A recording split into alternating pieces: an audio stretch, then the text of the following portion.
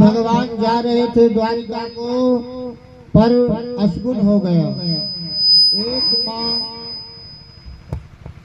रोते हुए कोई आ जाए, कहते कोई यात्रा कर रहा हो उसके सामने आंसू बहाते हुए विदा नहीं करना चाहिए, अशुभ हो जाता है।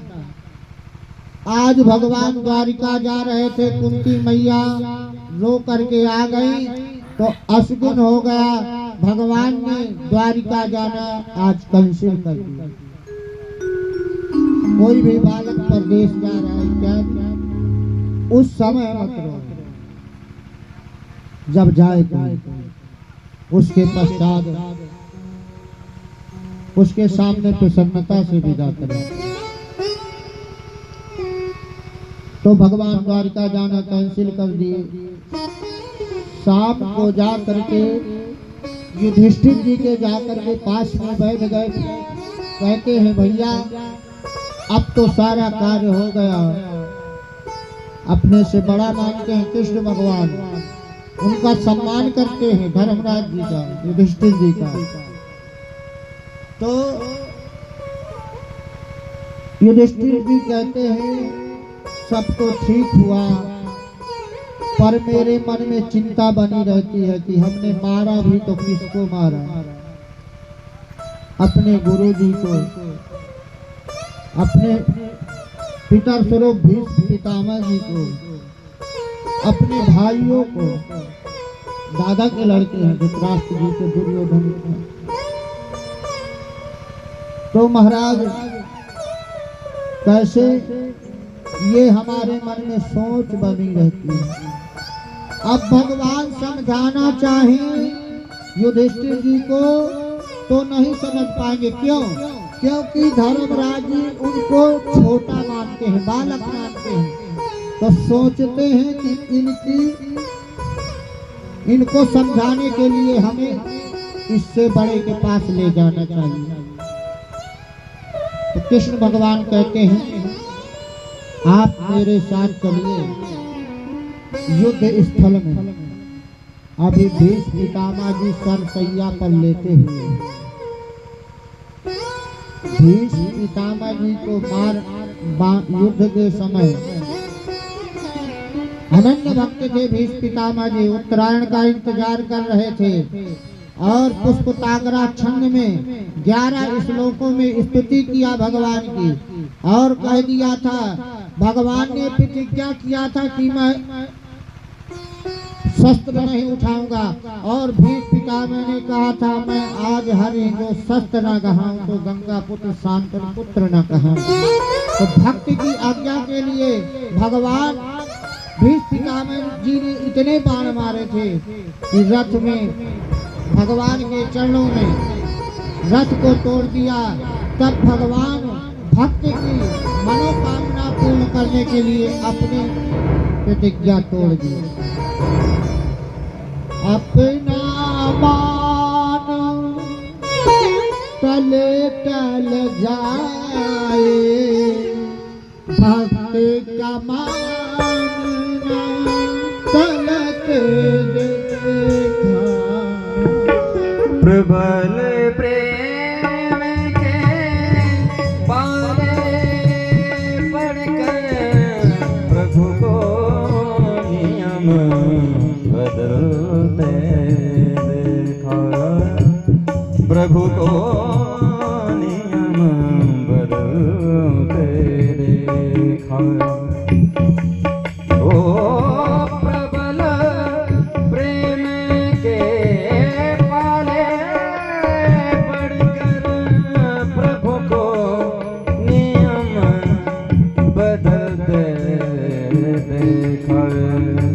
अपना मान डले डल जाए, भक्त का मान न डलते देखा।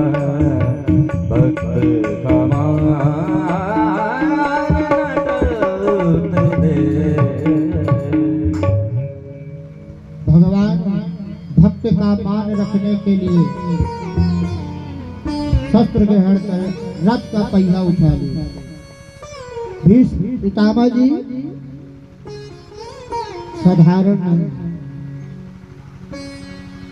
अपने पिता के सुख के लिए सत्यवती के साथ ब्याह करने के लिए पाराशर जी ने श्री भीष्म पितामह जी के पिताजी उनको इच्छा हुई कि मैं दूसरी शादी करूं, तो वो केवट की पुत्री सत्यवती के पास जाते हैं, कहते हैं आप वृद्ध हैं, आपके साथ मैं अपनी बिटिया का विवाह नहीं कर सकता। आपका बालक कहे भीष्म पितामह तो मैं उसके साथ कर सकता हूँ। शांतनु महाराज भीष्म पितामह जी के पिताजी केवट की बेटी सत्यवती से विवाह करना चाहते थे, पर उनकी अवस्था शांतनु जी की ज्यादा थी और केवट की पुत्री सत्यवती की कम थी। इसलिए केवट उनके साथ विवाह करने के लिए नहीं तैयार थे। जब भीष्म पितामह जी ने प्रतिज्ञा किया कि आपकी बेटी को कोई दुख नहीं मिलेगा, आप हमारे पिता की आज्ञा को स्वीकार कीजिए, पिता के सुख के लिए आप अपनी बेटी को दीजिए। मैं प्रतिज्ञा करता हूँ कि मैं जीवन पर्यंत शादी नहीं करूँगा और माँ की सेवा करूँगा और आपकी बेटी को कोई दुख नहीं मिलेगा। ऐसे भीष्म पितामह जी। पर भैया गति क्या है, आज बाड़ों में छिदे हुए भीष्म पितामह जी पड़े। भीष्म पितामह जी सरसैया पर लेटे हुए, क्यों? गंगा जी के पुत्र हैं। कहते हैं एक बार इनसे दोष बन गया था, क्या कि इन्होंने जब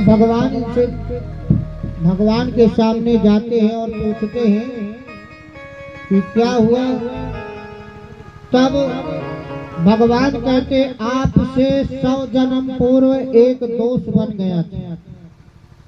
आप राजा थे, आप शिकार खेलने के लिए गए थे, आप हिरण के बाढ़ मारा था। वो बाढ़ हिरण के न लग करके जो पेड़ में अजगर सांप लिपटा बैठा था, उसके वो बाढ़ लगा था, वो मूर्छित होके नीचे गिरा था। अजगर में होता है वजन, तो वो झाड़ियां थी नीचे कटीली, तो वो अजगर सांप उन झाड़ियों में बिक गया, न नीचे जा पाया न ऊपर जा पाया। वो तड़प तड़प करके प्राण त्यागा। उसी ने श्राप दिया था कि महाराज जैसे मैं निरपराध था, अपनी मस्ती में लेटा हुआ था, बैठा हुआ था, मेरे ऊपर जिसने वार किया है वो जैसे मेरी गति हो रही है, मैं तड़प तड़प के छिदा हुआ, न इधर जा सकता न उधर जा सकता। आज श्राप देता हूँ कि उसी अवस्था में उसकी अंतिम मृत्यु हो। भगवान के कहने पर जब ये दृश्य भीष्म पितामह जी ने देखा, ज्ञान हो गया। हम पूर्व भी कहे हम आपको अपने कर्म का भोग भोगना ही पड़ता है, आज नहीं तो कल जो बोएंगे वो काटेंगे हम आप सभी। भीष्म पितामह जी के सामने युधिष्ठिर जी को लेकर के भगवान आते हैं। युधिष्ठिर जी कहते हैं पहले अर्जुन से, पहले उनको बुलाओ। पहले अर्जुन युधिष्ठिर जी गए, प्रणाम किया और कि हमें आप उपदेश दीजिए, ये राज गद्दी संभालनी है, राज चलाना है। तो पहले अर्जुन से पूछते हैं कि वो कहाँ गया जो हर क्षण तुम्हारे साथ रहता था, न जाने कितने रिश्ते हैं उसके पीछे। यम मन्य से मातुलेयम प्रियम मित्रम सुहृदमम अकरो सचिवम दूतम सौहृदादथ सारथि। अरे अर्जुन तेरा कहाँ है वो मामा का लड़का, यमन से मातुलेयम। अरे तुम्हारा प्रिय मित्र कहाँ है, अरे कहाँ है तुम्हारा दूत। दूत बना के दुर्योधन के समय में सभा में भेजा था, दूत बन के गए थे प्रभु। और कहाँ है तुम्हारा सौहृद। एक नाता उनका बहन भी दिए भगवान अर्जुन को, कहते कितने नाते हैं उसके आपके। कभी आपका सारथी बन जाता है, कभी आपका मित्र बन जाता है, कभी आपका साला बन जाता है, कभी आपके मामा का लड़का बन जाता है। कहाँ है उसको मेरे सामने लाओ पहले। भगवान जैसे ही सामने गए, भगवान तो वहीं थे पर पीछे खड़े थे। जैसे सामने आए भीष्म पितामह जी के, भीष्म पितामह जी प्रसन्न हो गए। आज भगवान सामने आ गए, उत्तरायण भी आ गया, भगवान आ गए उत्तरायण में। सदेव देवो भगवान प्रतीक्षता कलेवरम यावदिदं हिनोम्यहम् प्रसन्नहासारुण लोचनो लसन मुखाम्बुजो ध्यान पथ चतुर्भुजः। भीष्म पितामह जी कह रहे हैं सदैव देवो भगवान प्रतीक्षता। हे प्रभु आप अब हमारी प्रतीक्षा करो, अभी तक हम प्रतीक्षा किए हैं, अब आप हमारी प्रतीक्षा करो। भगवान सोच में पड़ गए। भीष्म पितामह जी को इच्छा मृत्यु का वरदान था। दुर्योधन को जब सुख दुख बराबर होगा तब मृत्यु का वरदान था। इधर भीष्म पितामह जी को जब इच्छा करेंगे तभी जाएंगे। जब ऐसा कह रहे हैं सदैव देव भगवान प्रतीक्षता, अब आप रुको प्रतीक्षा करो, अब मैं जब कहूँगा जब आपको। तो भगवान सोच में थोड़ा पड़ गए कि बाबा की कब इच्छा होगी, कब तक मुझको भी खड़ा रखेंगे। तो भगवान सोचने लगे। तो भीष्म पितामह जी मुस्कुराकर कहते प्रसन्न हासा। अरे प्रभु आप सोचो मत, मुस्कुराते रहो, सोचो मत। प्रसन्न हासारुण लोचनो लसत लसन। हे प्रभु आप सोचिए मत, मुस्कुराते हुए खड़े रहिए। मैं तब तक युधिष्ठिर और इनको मैं पांडवों को उपदेश देता हूँ कैसे राज्य चलाना चाहिए और कैसे रहना चाहिए।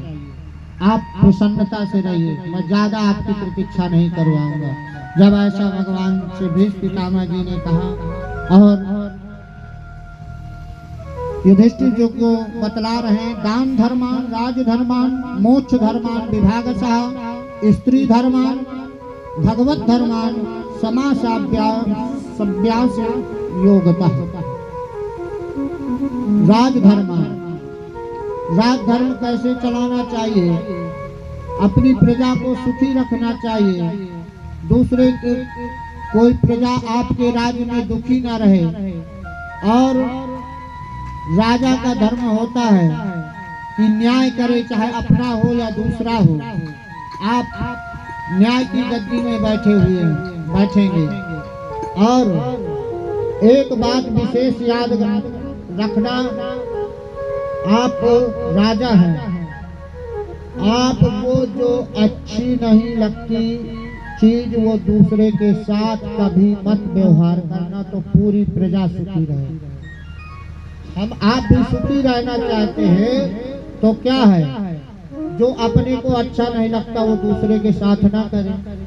जैसे अपनी कोई चोरी कर ले तो बहुत बुरा लगता है, तो हमको भी नहीं। कोई हमें गाली दे दे तो अच्छा नहीं लगे, तो हम भी वैसा व्यवहार उसके साथ नहीं करें। जो अपने को अच्छा नहीं लगता वो दूसरे के साथ ना करें, तो सामने वाला भी वैसा ही व्यवहार, जैसे हम आपका सम्मान करेंगे तो आप हमारा भी सम्मान करेंगे। जैसे हम आपसे व्यवहार करेंगे आप हमसे करेंगे। ऐसे युधिष्ठिर जी को महाराज उपदेश देते हैं भीष्म पितामह जी, और कहते हैं प्रेम से भैया आप राज चलाओ, अब मुझे इससे बात करने दो सावले सलोने से। भगवान भीष्म पितामह जी 11 श्लोकों में पुष्पाग्रा छंद में भगवान कृष्ण जी की स्तुति करते हैं और कहते हैं इतिमति रूप कल्पिता बेटेष्णा भगवती सात्वत पुंजवे विभूनि ससुखल प्रगति भोजे बिहरतु प्रकृति रूपे योषियद भव प्रवाह त्रिभुवन कमल कमाल वदनं रविकर गौरवधं बापुरल ककुला कानुनाभ्रं विजय सखे रतिरस्तु मे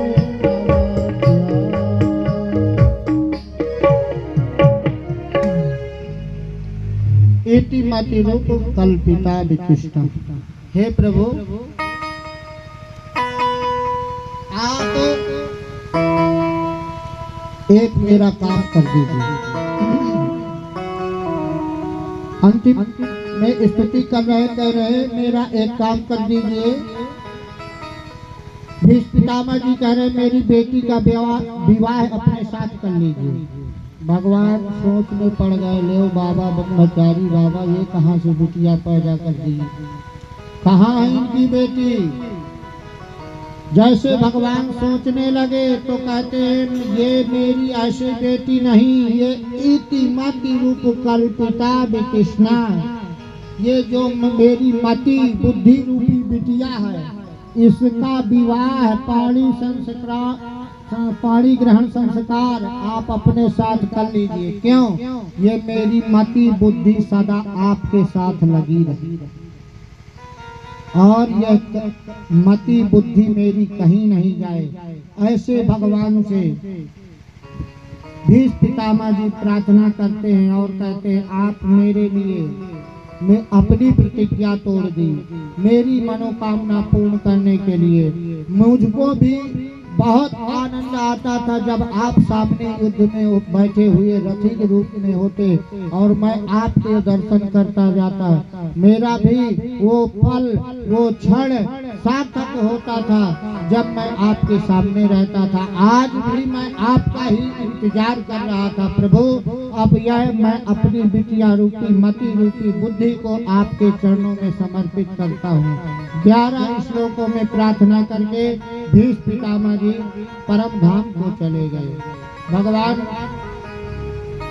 अब भीष्म पितामह जी के जाने के बाद अब कहते हैं महाराज जा करके कुंती मैया से युधिष्ठिर जी से धर्म और भीम अर्जुन जी से कि अब मैं चलूंगा द्वारिका, बहुत दिन आए हुए हो गए हैं। इधर सब काम भी हो गया। उस दिन रुक गए थे कुंती मैया के कहने पर, कुंती बुआ के कहने पर। आज भगवान को सभी ने विदा किया प्रेम पूर्वक, धन और उनके साथ भेज करके भगवान को विदा किया। अब भगवान जा करके द्वारिका में जैसे जाते उधर जैसे अपना शंखनाद किया भगवान ने, द्वारिकापुर के लोग सभी प्रसन्न हो गए। द्वारकाधीश आ गए, द्वारिकाधीश आ गए, सारे स्वागत में मिलने के लिए दौड़ पड़े। आज भगवान हम आपको शिक्षा दे रहे हैं, जा करके जब बहुत से लोग हम आप लोग परदेश से आते हैं या बहुत लोग खड़े हों तो कैसे मिलना चाहिए। अब सबसे पूर्व महाराज भगवान जा करके अपने माता पिता को प्रणाम करते हैं। माता पिता सबसे ज्यादा इंतजार होता है माँ को। कोई बालक परदेश में हो, अरे भैया पत्नी तो पहले आओगे तो वो पूछेगी कितना धन लाए, क्या लाए। पिता का भी कुछ मान होता है, कितना नाम किया कि क्या किया, पर माँ का केवल एक उद्देश्य होता है, मेरा बालक आ जाए। उसे धन संपत्ति से मतलब नहीं। माँ इसीलिए तो कहते हैं माँ के ऋण से बालक नहीं ऋण होता। जो माता पिता की इस पृथ्वी में सेवा कर लेता है, उसके देवता भी ऋणी हो जाते हैं, देवता भी दर्शन करने के लिए आते हैं। भक्तमाल में कथा आती है पुंडरीक जी की, पंढरपुर में, महाराष्ट्र में विठलनाथ महाराज आज भी विराजमान है। तो महाराज पुंडरीक जी अष्टयाम सेवा, देवताओं की सेवा नहीं करते थे, वो माता पिता की सेवा करते थे। केवल माता पिता कहते थे मेरे सभी देवी देवता यही। पुंडरीक जी ने इतनी सेवा किया, माता पिता की इतनी सेवा किया कि देवता भी ललायित होने लगे कि ऐसे भक्त को देखना चाहिए। एक दिन भगवान पुंडरीनाथ स्वयं चल के आ गए कि उस भक्त को देखें कैसी सेवा कर रहा है। जा करके दरवाजे पर खड़े हो करके आवाज लगाते हैं, अरे पुंडरीक, मैं पंडरीनाथ आया हूँ तुम्हारे दर्शन के लिए। तब कह रहे हैं महाराज, पुंडरीक ने आवाज लगाई कि मैं अभी माता पिता की सेवा में थोड़ी मुझे समय लगेगा, ले मैं एक ईंट दे रहा हूँ आपको, आप इस ईंट में बैठ जाइए, तब तक इंतजार कीजिए जब तक मैं पूजा कर लूँ, माता पिता की आरती भोग लगाऊं। भगवान पंडरीनाथ विठलनाथ खड़े हो गए। कमल आज भी जाएंगे आप महाराष्ट्र में तो वहाँ पर महाराज विठलनाथ कमर में हाथ लगाए, बहुत देर हो गई, कब आए ये भगत कब आए। तो कहते हैं भगवान भी दर्शन के लिए आज भी वहीं पर खड़े हैं, उनके दरवाजे पर। वो शक्ति है, जब माता पिता की सेवा करके पुंडरीक गया, तब देख करके पंडरीनाथ आशीर्वाद दिए, प्रसन्न रहो, आपने सबसे बड़ी सेवा की। और सबसे बड़ी गुरु माँ भी होती है बालक की माँ। माँ चाहे बालक को बना दे, माँ चाहे बालक को बिगाड़ दे। क्यों? क्योंकि सबसे ज्यादा समय माता के पास है। पिता तो बेचारा कमाने में कहाँ से क्या लाएं, इसमें व्यस्त रहते हैं, पर माँ के पास ज्यादा बालक रहता है। माँ को बालक को सदा ही उचित और राह देनी चाहिए, अच्छी शिक्षा देनी चाहिए। क्यों? एक कथा में आप लोग श्रवण कर लीजिए। एक बार एक माता जी अपने बालक को थोड़ा सा न समझाया, इसके कारण बिगड़ गया। क्योंकि वो जब उसके परिस्थिति थी माँ की, पर ऐसा नहीं करना चाहिए परिस्थिति में भी। क्यों? क्योंकि परिस्थिति में भी उसको ये नहीं करना चाहिए। नहीं था पैसा, कलम दबार पेन चुरा के वो ले आता, पर वो सोचती कि मेरे पैसा है नहीं, चलो ले आया तो ले आया। एक दिन कलम चुरा के लाता है, कहता है मैया मैंने ये कलम चुरा लिया। माता कहती है चलो ठीक। इतना कह देने से बालक को लगा कि चोरी करना ठीक है। वो यही सोच करके बालक चोरी करने लगा, बड़े बड़े डाके डालने लगा। एक दिन हुआ कि राजा ने चोरी किया और पकड़ा गया। जब पकड़ा गया, जब वहां पर ले गए राजा के पास, तब उसको फांसी की सजा सुनाई गई। फांसी की सजा होती है, उसके पहले पूछा जाता है कि भैया तेरी आखिरी इच्छा क्या है, वो पूरी की जाएगी। उस समय उसने कहा मेरी कोई इच्छा नहीं है, केवल मुझे माता जी से मिलना है।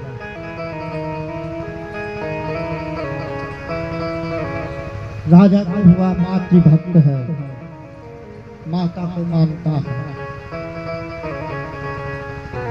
तुरंत सिपाहियों से कहते हैं जाओ इसकी माँ को लेके आओ। जैसे माँ आती है मिलने के लिए,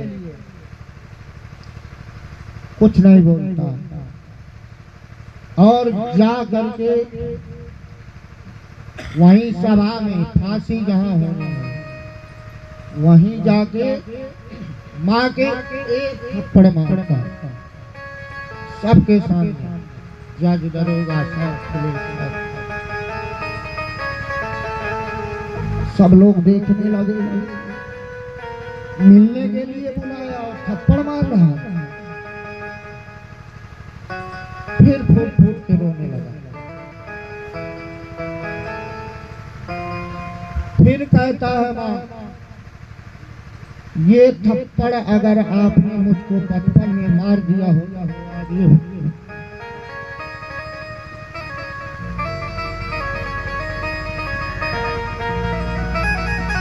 ये आज दिन नहीं होता कि मुझे फांसी में लटकना पड़ा। तो बच्चे की सबसे पहले माँ गुरु।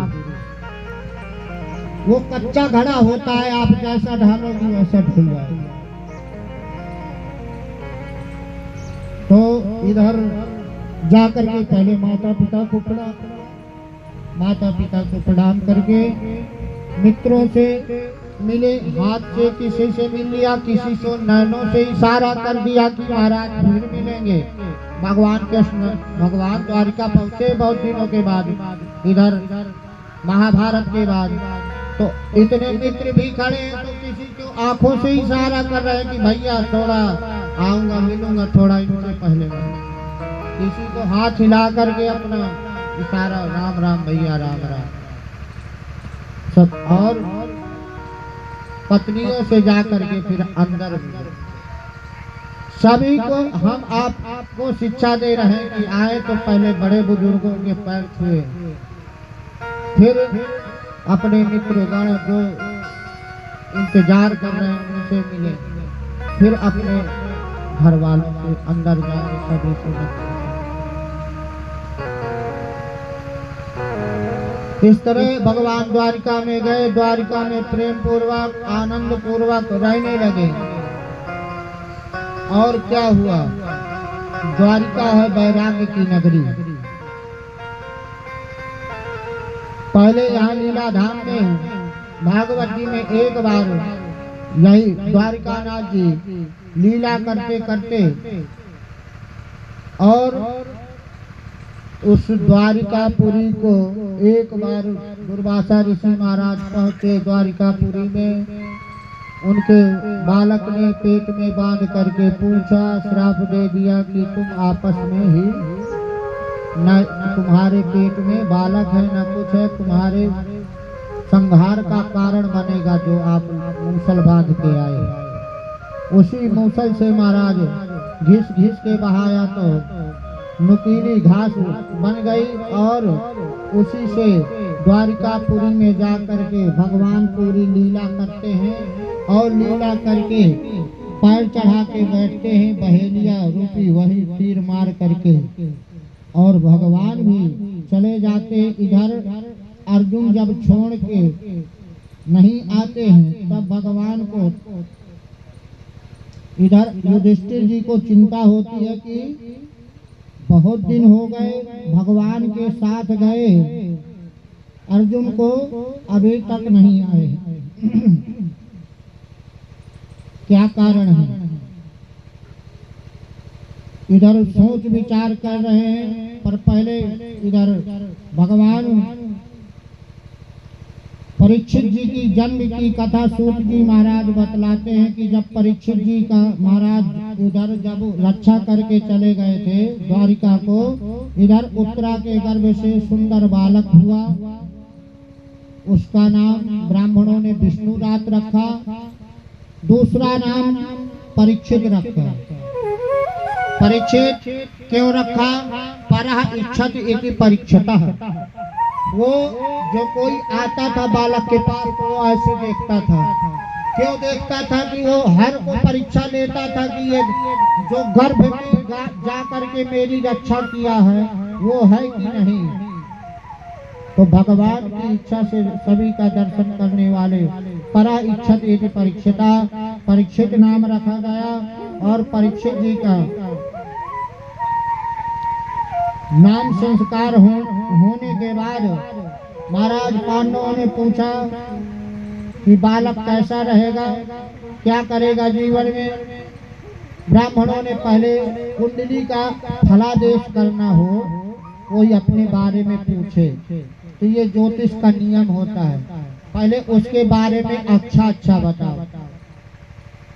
अब ब्राह्मणों ने अच्छा बताया, सूरवीर होगा, दानी होगा, तपस्वी होगा, आपका नाम उज्जवल करने वाला होगा, सब बड़ाई बताते रहे। बाद में बताते हैं एक कमी रहेगी। तच्छकादात्मनो मृत्युम दुज पुत्रोपसर्जिता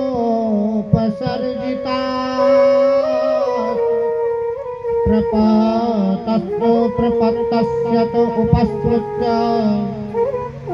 मुक्त संगः पदं हरे।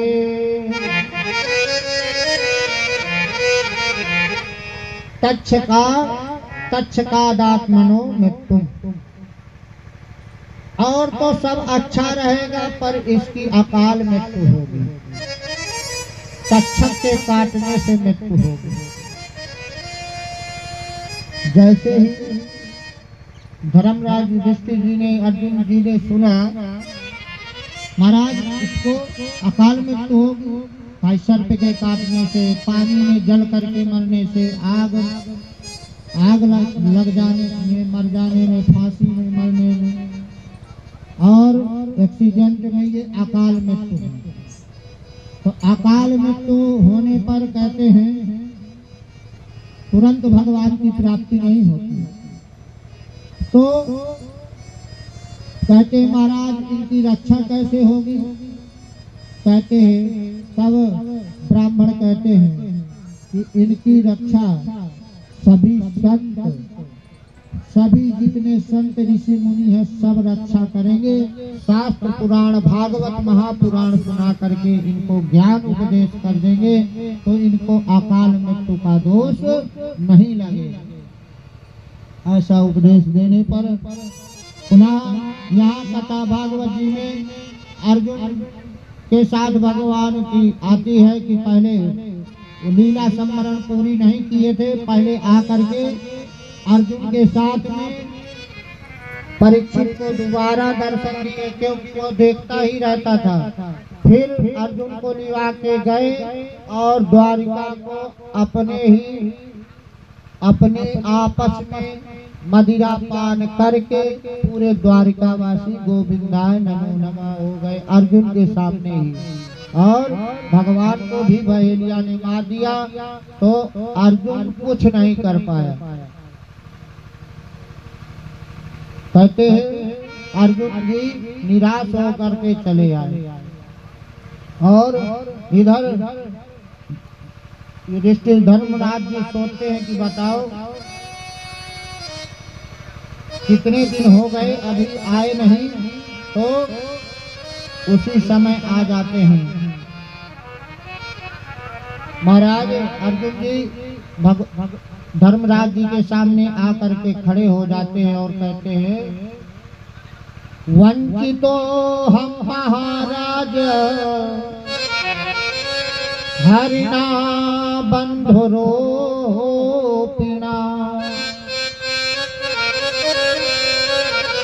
एन में पय्यतां तेजो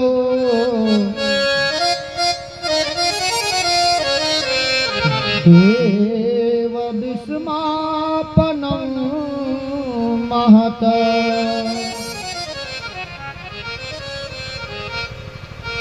वंचितो हम महाराज, हे प्रभु भाई साहब हम आज वंचित हो गए। भगवान लीला संवरण करके वैकुंठ धाम को चले गए, अपने धाम को चले गए। जैसे ही सुना कुंती माँ वहीं पर सुनते ही अपने प्राण त्याग दिए। पांचों पांडवों ने परीक्षित को राज दे करके स्वर्गारोहण कर दिया।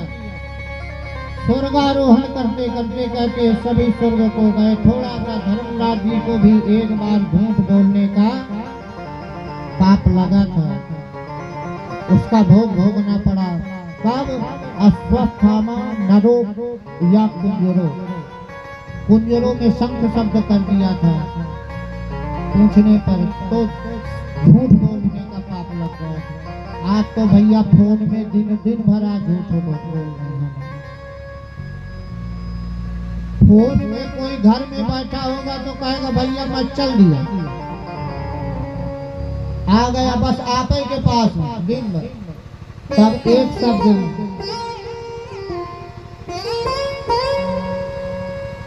भैया सत्य के समान कोई धर्म नहीं, नहीं असत्य सम पातक पुंजा, और असत्य भाषण करने पर पाप भी लगता है।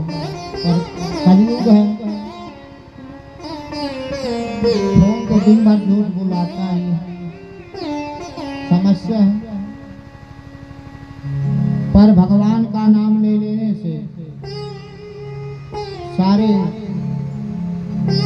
पाप नष्ट होते हैं। और युधिष्ठिर जी सहित पांचों भाई पांडव स्वर्गारोहण को चले गए। परीक्षित जी को राज दे करके एक दिन परीक्षित जी राज्य में भ्रमण करने के लिए जाते हैं। मुकुट धारण करके संदूक में रखा हुआ अच्छा हीरो जवाहरात से जड़ा हुआ मुकुट सर में धारण करते हैं।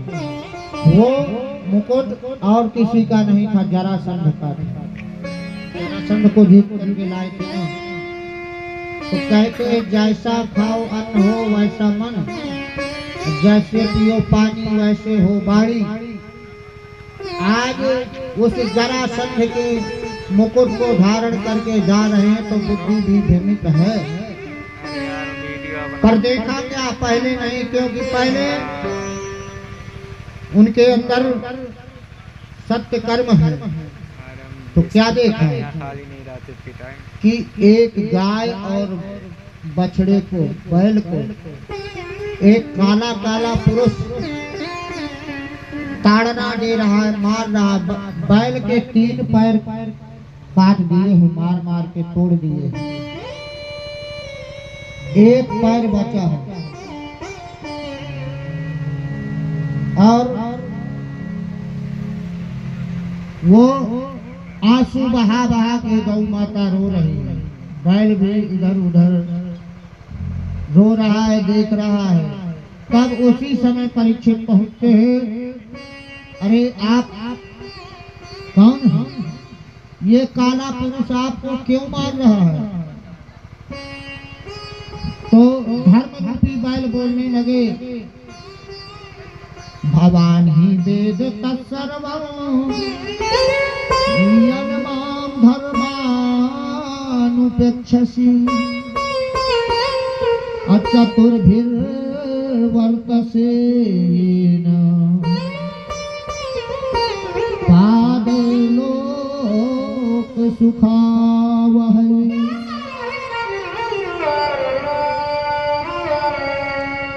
अरे हम किसको दोष दें, किसको बुरा कहें?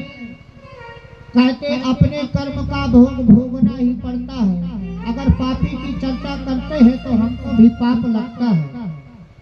इसलिए दूसरे के अवगुणों का बखान नहीं करना चाहिए, उसके गुणों का बखान करना चाहिए। पर कलयुग में क्या होता है, दूसरे की बुराई करने लगो, चुगली करने लगो तो देखो अरे वो ऐसा, रात बीत जाएगी ना एक बार नींद आएगी ना आलस।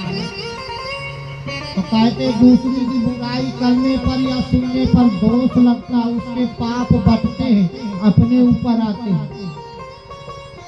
किसी की अच्छाई का गुणानुवाद करो तो उसका भी अपने को अच्छा फल मिलता। तो इसलिए कहते किसी की बुराई निंदा ज्यादा नहीं करनी चाहिए। भाई वो जो जैसा है वो कर रहा है, वो तो अपना भोगेगा। हम अपना दिमाग क्यों लगा रहे हैं, हम अपना कर्म करें। तो यहाँ पर आज महाराज धर्म को वचन दिया कि आप चिंता मत कीजिए। परीक्षित जी ने कहा मैं आपकी रक्षा करूंगा गौ माता को।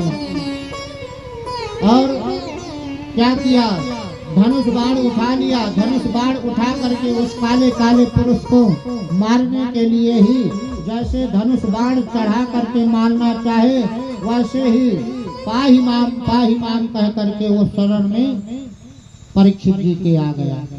कहते हैं जो शरण में आ जाए उसको नहीं मारना चाहिए। जो शरण में आ जाए उसको नहीं मारना चाहिए।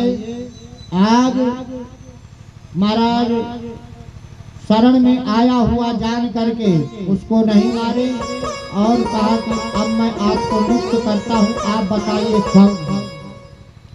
तो कहते हैं महाराज मैं कलयुग हूँ। अब आप अपने राज्य से मुझे मार देंगे या भगा देंगे, ये हो नहीं सकता, क्योंकि ये नियम है। पहले सतयुग, त्रेता, द्वापर, कलयुग, अब मेरा समय आ गया है। आप प्रभु मुझको भी रहने दीजिए अपने राज्य में। अब मेरा समय प्रारंभ हो गया है। परीक्षित जी कहते हैं तुझमें अच्छाई क्या है कि मैं तुझे रहने दूं? तो कहता है मेरे अंदर एक गुण है, कलौ केशव कीर्तनाथ। जो हजारों हजारों वर्ष तपस्या करने से फल मिलता था, वो हम आप लोग बैठ करके एकत्रित हो करके कलयुग में कीर्तन कर लेते हैं, तो हम आपको फल प्राप्त हो जाते हैं। कहते जो 1000 वर्ष का जो ये 24 घंटा का जो विधान होता है ना, अखंड रामायण, अखंड कीर्तन, अखंड भजन, ये कहते 1000 का पुण्य प्राप्त हो जाता है कलयुग। कलयुग का गुण है। और कहते हैं महाराज इसमें ज्यादा कोई कुछ ना करे, केवल सुबह शाम भगवान का नाम लेता रहे तो उसी से ही भगवान प्रसन्न रहते हैं। कीर्तन करने से ही प्रसन्न हो जाते हैं। तो कहते हैं जब बार बार अपनी बड़ाई किया, कलयुग केवल नाम आधारा, सुमिर सुमिर नर उतरई पारा। कलयुग परम पुनीत प्रतापा।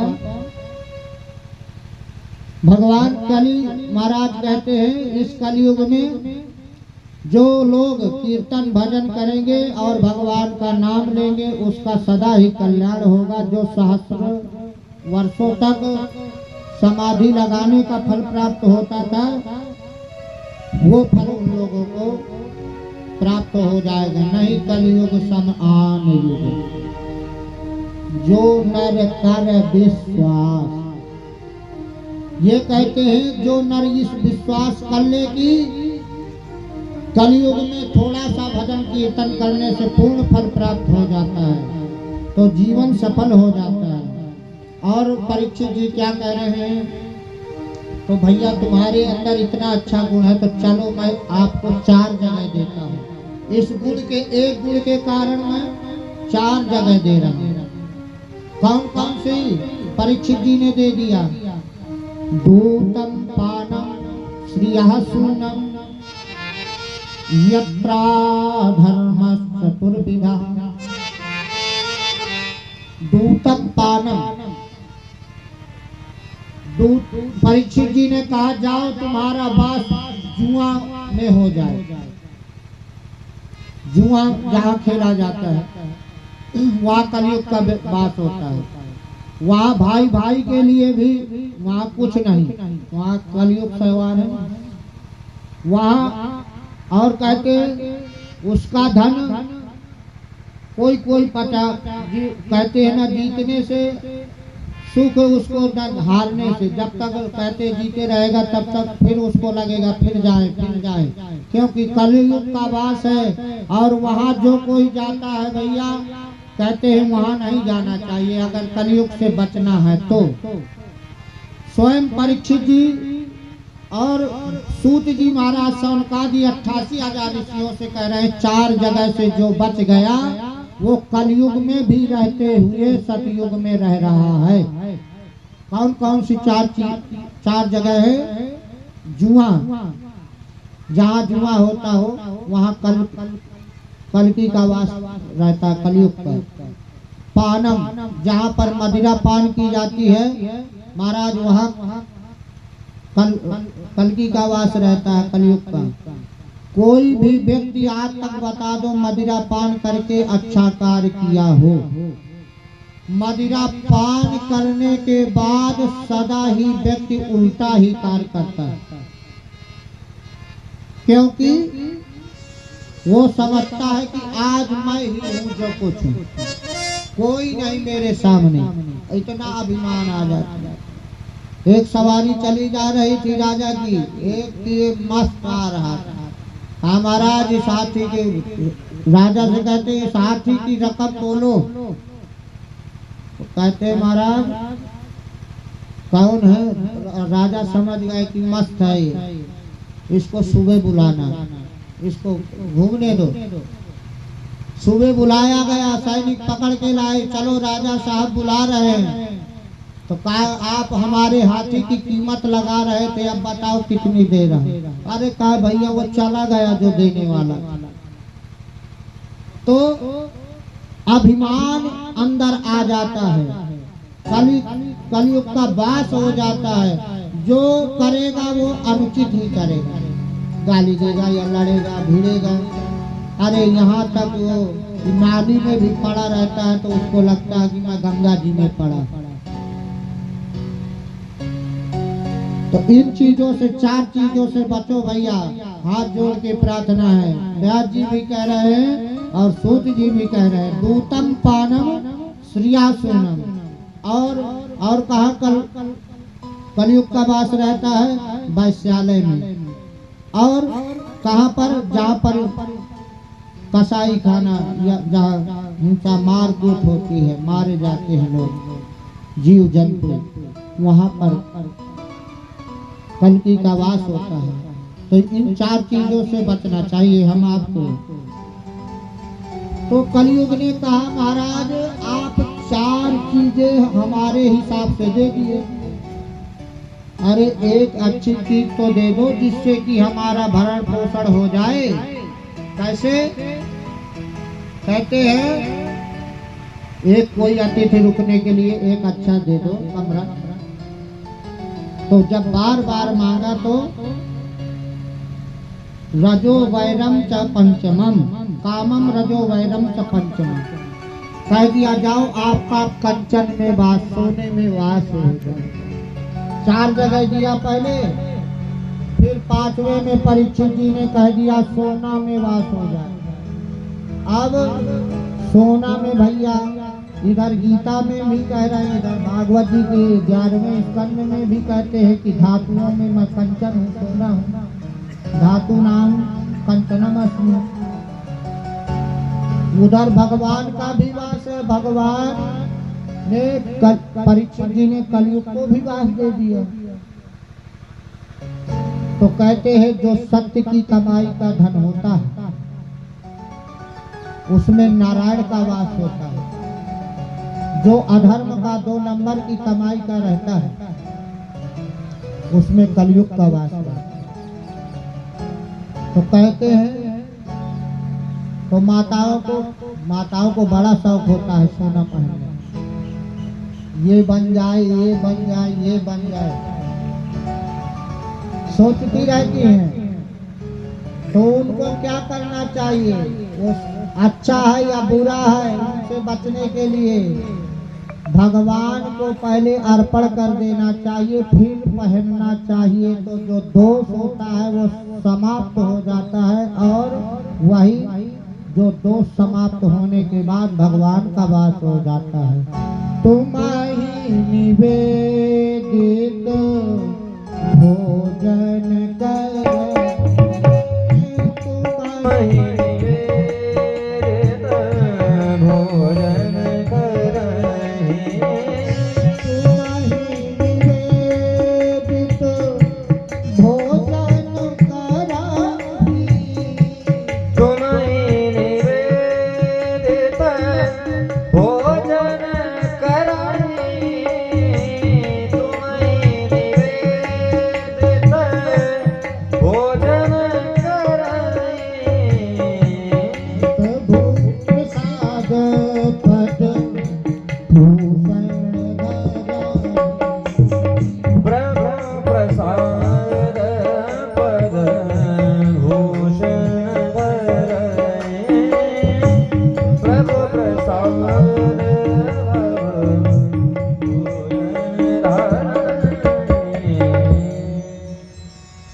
महीने में नित भोजन करही। भगवान को अर्पण करने के बाद पहन लेने से कभी दोष नहीं लगता। तो जो भी वस्तु लाएं तो पहले भगवान को स्पर्श करा दें। फिर गृहस्थ जीवन में यही है कि केवल हम आप लोग अभिमान छोड़ करके कहते जाए, हे प्रभु ये आपका घर, ये आपका मकान, ये आपकी दुकान, अब इसको चाहे चलाओ या न चलाओ, हम आपके हैं प्रभु, आप हमारे हैं। केवल समर्पण भाव रहा है। भोजन बन रहा है, भोग लगा दिया, भगवान की सेवा वही प्रसाद रूप हो गया। भोजन बना रहे हैं तो प्रभु के लिए बना रहे हैं, झाड़ू सफाई कर रहे हैं तो भगवान के लिए मंदिर रूप घर है, सेवा कर रहे हैं। ये इतना भाव आ जाए केवल गृहस्थों में तो कहते हैं उस गृहस्थ का जीवन धन्य हो जाए। प्रभु मैं सबको देखने लगे। तो यहाँ पर भगवान ने कहा, जब परीक्षित जी ने दे दिया उसको कंचन में वास कलयुग को, अब तुरंत मौका पाते ही जरासंध का मुकुट था, उसी समय उसने मन में विचार कर लिया कि ये भी अधर्म की कमाई का मुकुट पहने हुए हैं, सबसे पहले इन्हें के ऊपर वार करें। उसी समय जा करके महाराज परीक्षित जी के ऊपर सवार हो गए और सवार हो करके कहने लगे, हे प्रभु, उनकी बुद्धि ऐसे भ्रमित कर दिया, कह दिया जरासंध का मुकुट पहने हुए परीक्षित जी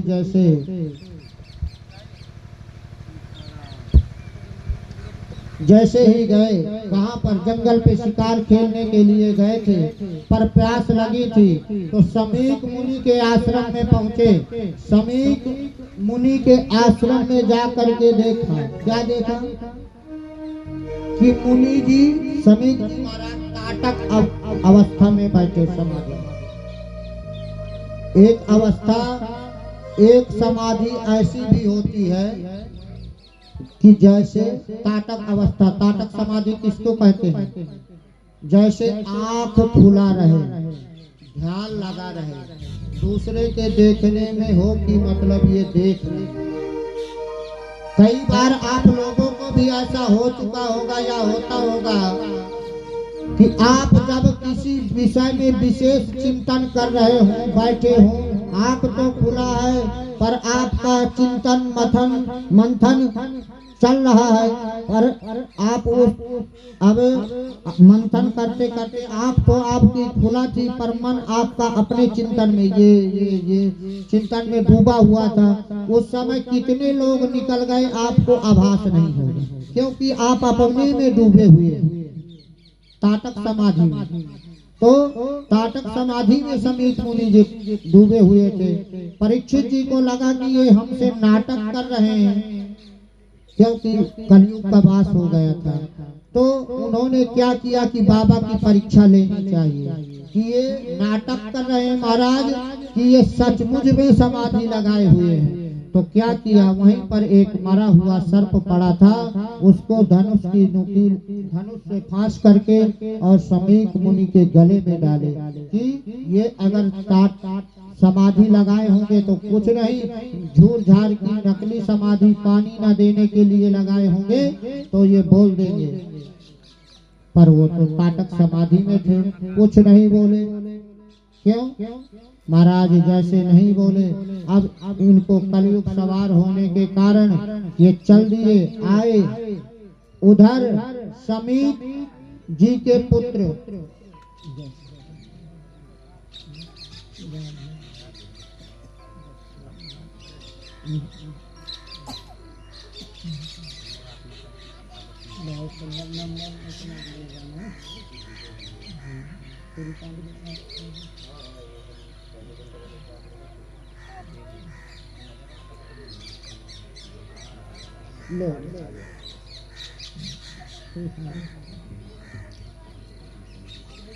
कहते हैं ताटक समाधि में थे भैया।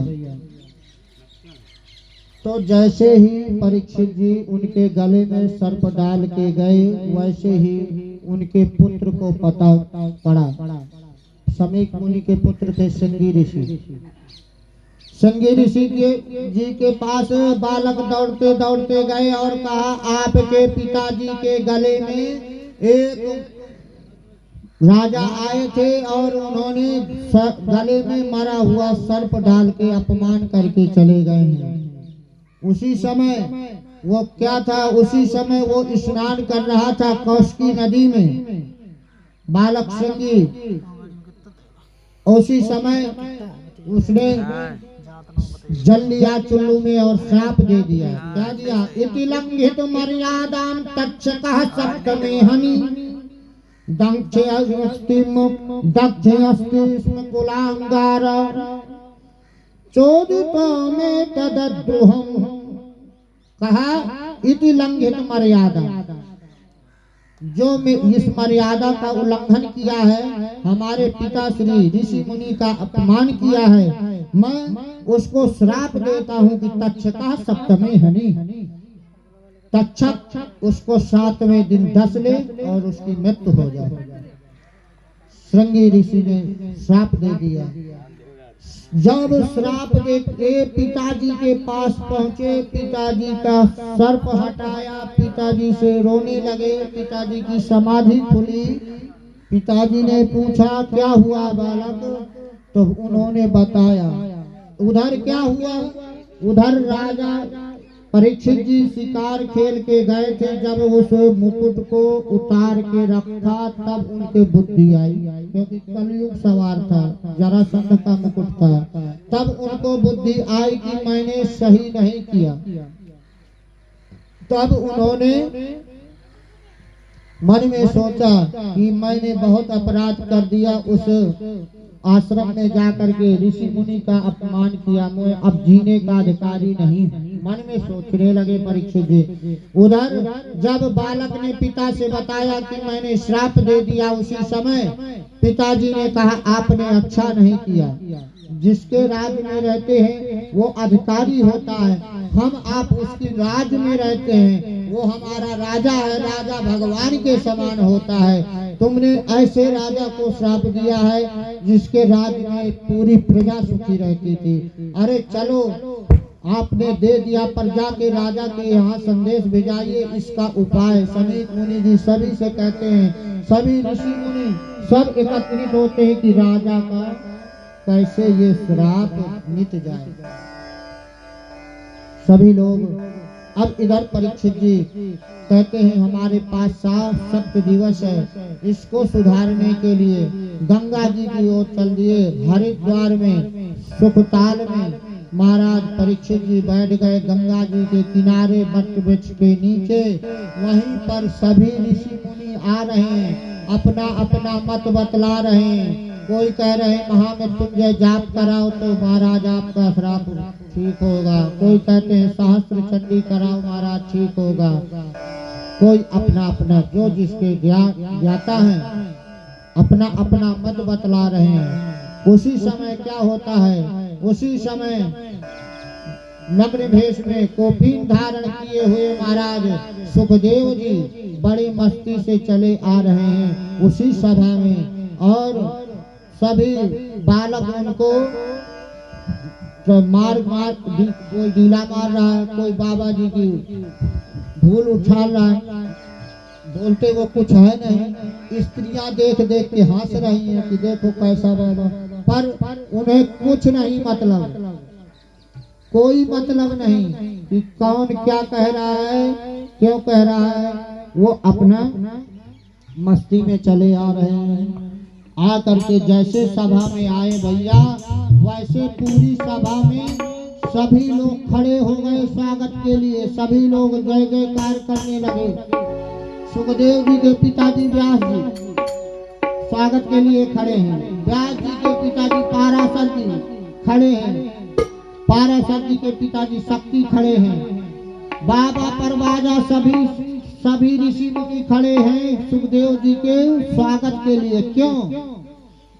आयुर्विद्या नहीं ज्ञान विद्या तथैव। कि आयु का बड़ा होना बड़ा नहीं होता, धन का धनवान होना बड़ा नहीं होता, जो विद्या में बड़ा होता कहते वो बड़ा होता है। तो सुखदेव जी महाराज के पास ज्ञान है, परमहंस संहिता है उनके पास। तो आज स्वागत में सभी लोग खड़े हुए हैं। कैसे है महाराज? तत्रात् भगवत भगवान व्यास पुत्रो यदक्षयागामटमानो नपेक्षा अलक्षलिंगो निजलाभ तुष्टो व्रतस्य बालैरवधूत वेशः।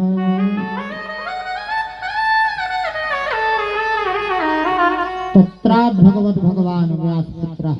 सभा में व्यास पुत्र जी आए तो कैसे हैं? अलक्षलिंगो निजलाभ तुष्टः तम द्वेष्ट वर्षम। तम द्वेष्ट वर्षम मतलब 2 बार 8, 8 दूना 16 वर्ष के हैं। तो 16 वर्ष के सुखदेव जी महाराज हैं। आ करके जैसे ही बैठे महाराज परीक्षित जी स्वागत करने लगे, ज्यादा जय जयकार होने लगे।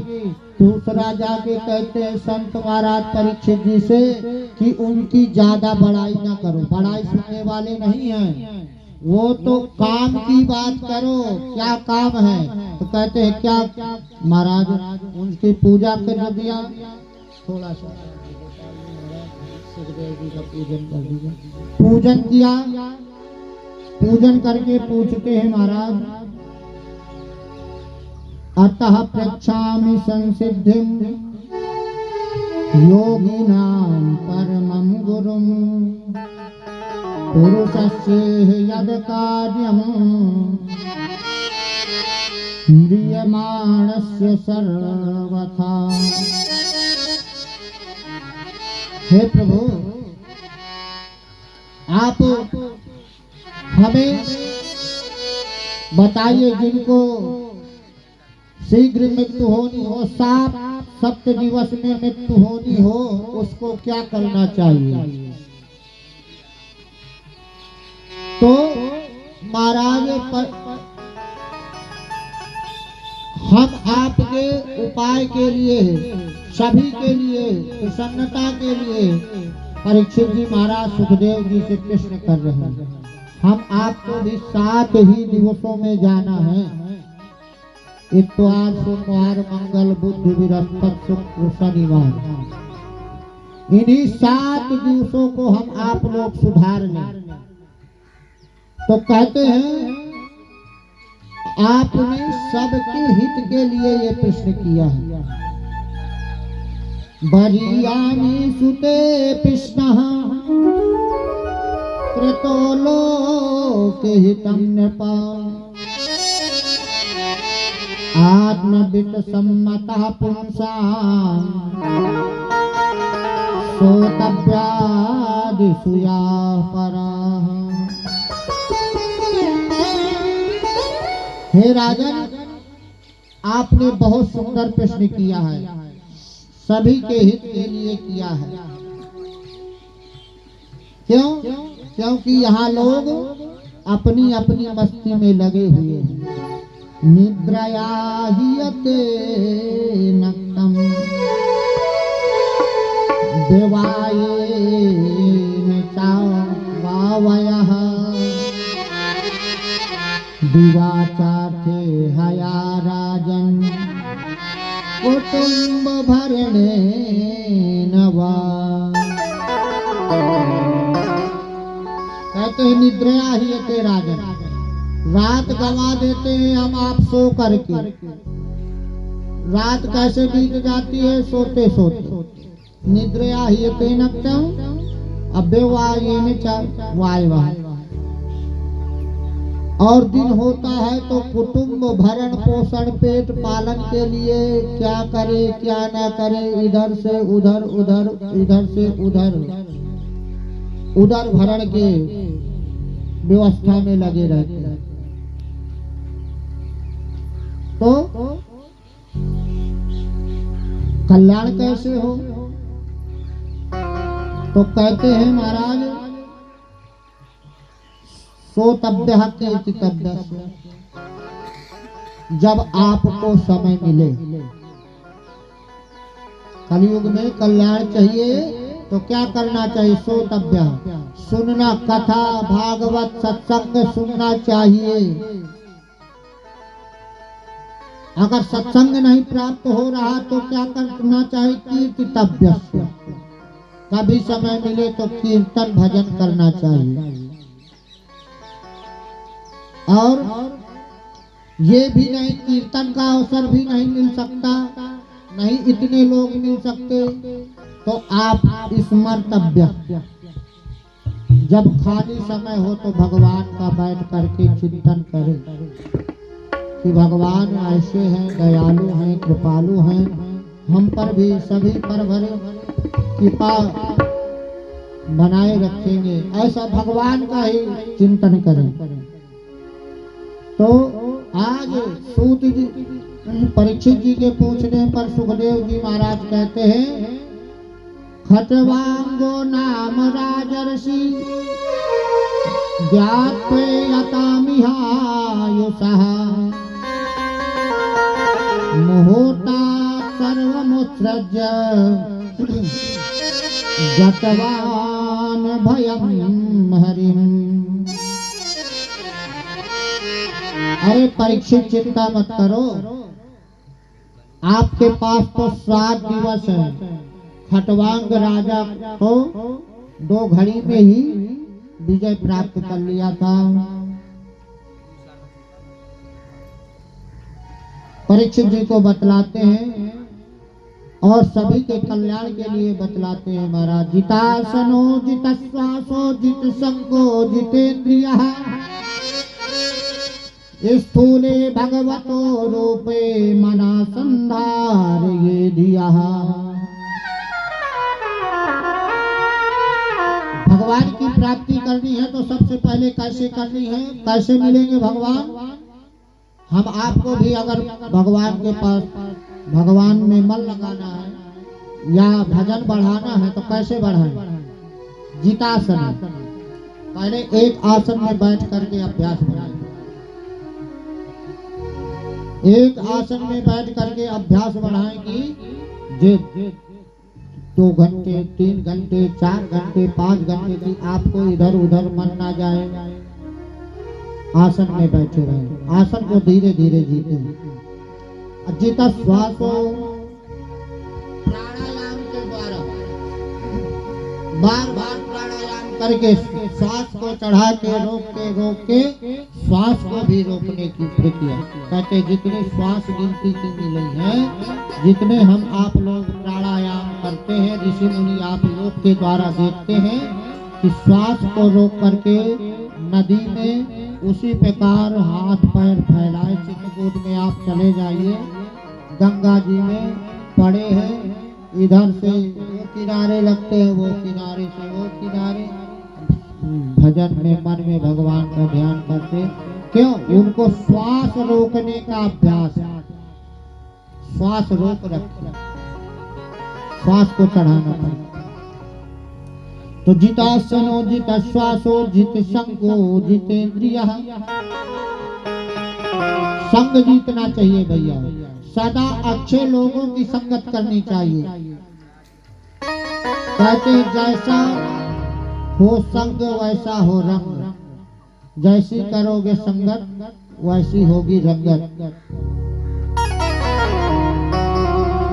अच्छे लोगों को संगत करते रहेंगे तो कुछ ना कुछ गुण अपने आप आ जाएगा।